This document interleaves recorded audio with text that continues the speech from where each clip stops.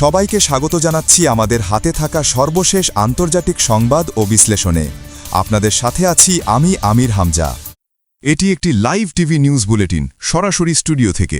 প্রিয় দর্শক, আজকের এই বিশেষ লাইভ বুলেটিনে আমরা এমন একটি খবর নিয়ে হাজির হয়েছি যা শুধু একটি দেশের নিরাপত্তা নয়, পুরো বিশ্বের কৌশলগত ভারসাম্যকে নাড়িয়ে দিতে পারে। আজ যে তথ্যগুলো সামনে এসেছে সেগুলো যদি সত্য হয় তাহলে ইতিহাসের বইয়ে নতুন এক অধ্যায় যোগ হতে চলেছে। কারণ এই গল্প শুধু যুদ্ধের নয়, এটি শক্তির, প্রযুক্তির এবং আধিপত্যের গল্প। শুরুতেই বলি, এশিয়ার আকাশে মাঝরাতে যে অশুভ সাইরেন বেজেছে সেটার কেন্দ্রবিন্দুতে রয়েছে একটি নাম, একটি অস্ত্র এবং একটি সম্ভাবনা। সেই নাম হচ্ছে চীনের ডংফেং 17, সংক্ষেপে DF-17। এই ক্ষেপণাস্ত্র সাধারণ কোনো অস্ত্র নয়, এটি এমন এক প্রযুক্তির প্রতীক যাকে সামরিক বিশ্লেষকেরা বলছেন ভবিষ্যতের যুদ্ধের দরজা খুলে দেওয়া অস্ত্র। খবর অনুযায়ী এই অস্ত্রের ছায়া এখন মধ্যপ্রাচ্যের দিকে পড়তে শুরু করেছে। আর সেই মধ্যপ্রাচ্য মানেই উত্তেজনা, তেল, বাণিজ্য পথ এবং সংঘাতের রাজনীতি। প্রশ্ন উঠছে, যদি এই DF-17 সত্যিই ইরানের হাতে পৌঁছে যায় তাহলে কি হবে? বদলে যাবে কি শক্তির ভারসাম্য? যুক্তরাষ্ট্র কি তাদের আকাশ প্রতিরক্ষা নিয়ে নিশ্চিন্ত থাকতে পারবে? এই মুহূর্তে ওয়াশিংটনের পেন্টাগনের করিডোরে একটাই আলোচনা। চীনের তৈরি এই হাইপারসনিক গ্লাইড ভেহিকেল যুক্ত ক্ষেপণাস্ত্র সাধারণ ব্যালিস্টিক মিসাইলের মতো সোজা পথে চলে না। এটি আকাশে উঠে নিজের পথ বদলাতে পারে, রাডারের চোখ ফাঁকি দিতে পারে, এমনকি মাঝপথে দিক ঘুরিয়ে লক্ষ্যবস্তুতে আঘাত হানতে পারে। একটু কল্পনা করুন, আকাশ থেকে মৃত্যু আসছে কিন্তু রাডার সেটাকে ধরতে পারছে না, অথবা ধরলেও ইন্টারসেপ্টর মিসাইল সেটাকে ঠিকভাবে থামাতে পারছে না। কারণ এই ক্ষেপণাস্ত্র সাপের মতো দুলে দুলে লক্ষ্যবস্তুর দিকে এগিয়ে যায়। বিশ্লেষকেরা বলছেন এই প্রযুক্তির মূল উদ্দেশ্যই হল আধুনিক মিসাইল ডিফেন্স সিস্টেমকে অকার্যকর করা। অর্থাৎ যুক্তরাষ্ট্র যে প্যাট্রিয়ট বা থ্যাড সিস্টেম নিয়ে গর্ব করে, এই DF-17 সেগুলোর চোখে ধুলো দিতে পারে। এখন প্রশ্ন হলো, কেন এই অস্ত্র নিয়ে এত আলোচনা? কারণ রিপোর্টে বলা হচ্ছে বেইজিং থেকে তেহরানের দিকে এই অস্ত্র সরবরাহের সম্ভাবনা তৈরি হয়েছে।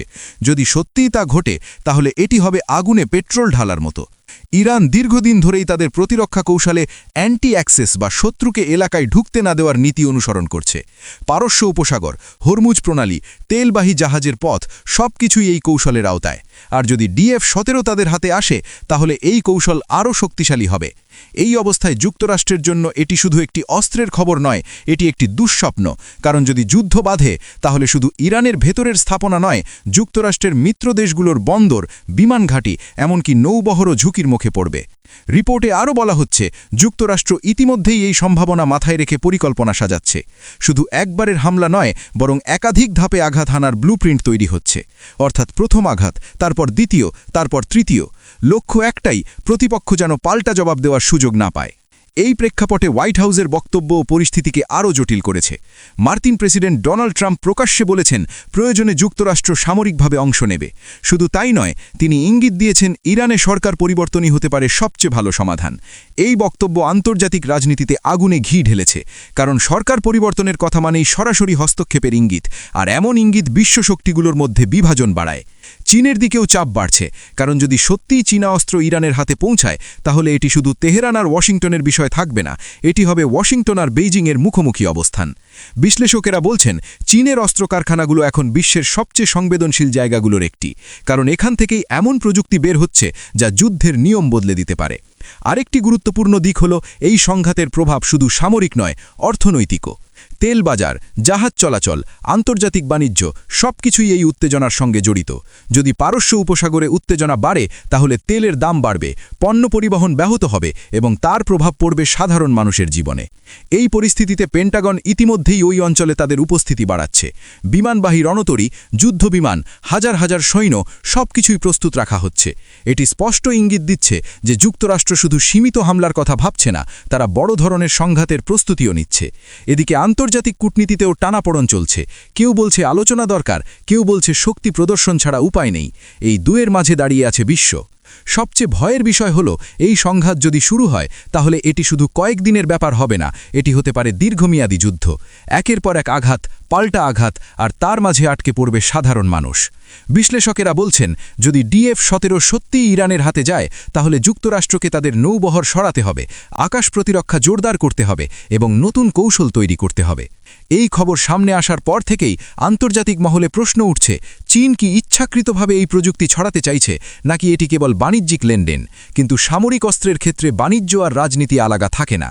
এখন পুরো বিশ্বের চোখ 3 জায়গায়। প্রথমত, তেহরান কি সিদ্ধান্ত নেয়। দ্বিতীয়ত, ওয়াশিংটন কতটা কঠোর হয়। তৃতীয়ত, বেইজিং এ বিষয়ে কি অবস্থান নেয়। এই 3টি রাজধানীর সিদ্ধান্তই নির্ধারণ করবে আমরা শান্তির পথে যাব না যুদ্ধের পথে।